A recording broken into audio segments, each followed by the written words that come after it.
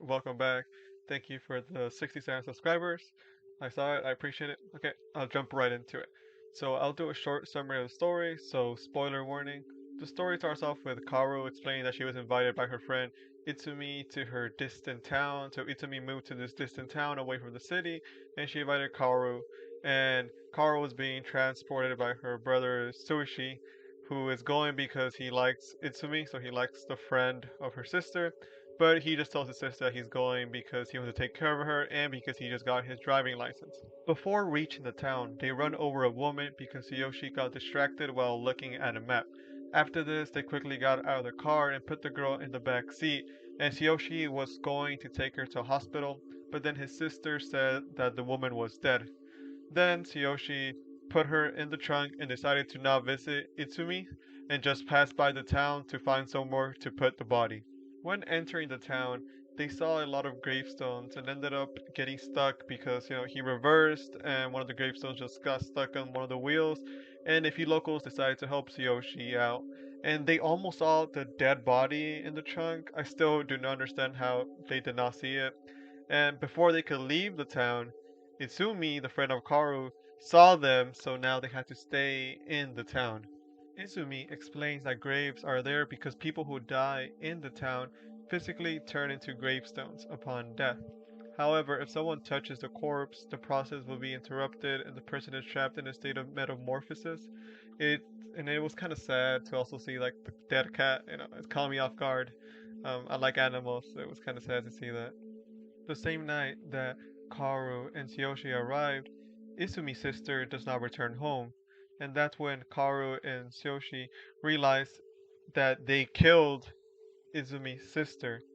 It then cuts to them helping Izumi find her sister and then seeing the bottomless well. One of the locals explains that all the interrupted people that are in a metamorphosis state are thrown into the bottomless well.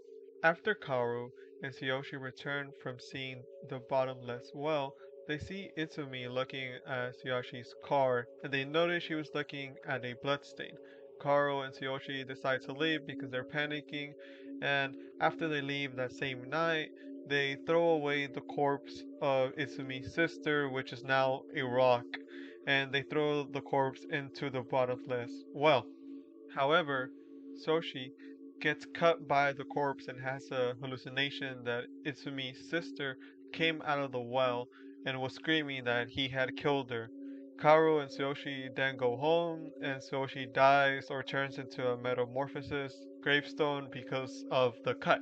Then we see the scene of the cat where his gravestone is at now, and then we see three gravestones, and those three gravestones belong to the parents of Izumi and Izumi herself, and we know they committed suicide because we see like pills and we see a final testament.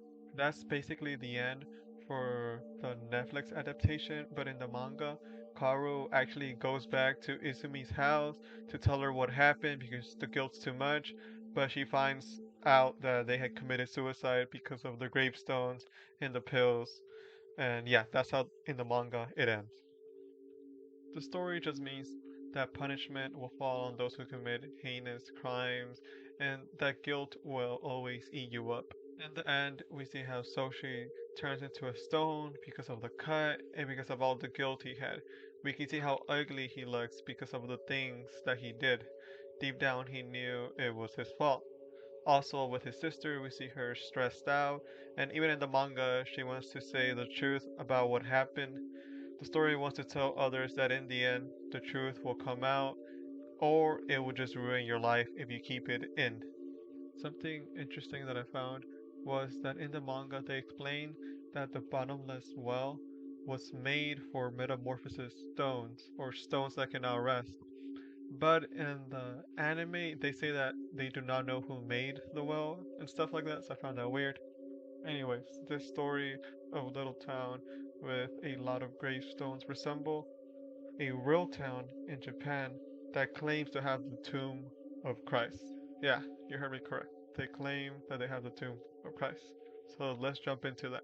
So there is a village in Japan named Shingo, and this village is known as Shingo Village Tomb of Christ. This village claims to be the home of Christ's descendants named Sawagashi family. Interestingly, the village was actually named Hiro. I'll put it up on the screen.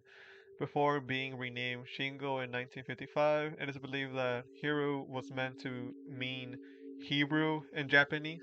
This story or legend or whatever you want to call it about Christ living in this village in Japan started in 1930s when a priest discovered documents written in ancient Japanese. These documents called Takonashi documents claim to contain the testament about Christ's life in Japan. Only these documents were taken by the government and had never been seen since, and they never were seen again because they were destroyed in World War II, but there is a replica in a museum. According to the legend in Shingu, Jesus avoided crucifixion by fleeing to Japan. There he settled and got married and had children. The Shingu present a testament that when Jesus Christ was 21 years old, he went to Japan to pursue knowledge of theology for 12 years. This to them explains the year gap for the unaccounted years in the New Testament. They are known as lost years to the people that know more about the Bible. Jesus then went back to Judea at the age of 33 on his mission, but the people did not like Christ's teachings and arrested him and tried to crucify him on a cross. However, Jesus' younger brother, Isukari, took Jesus' spot and ended his life on the cross.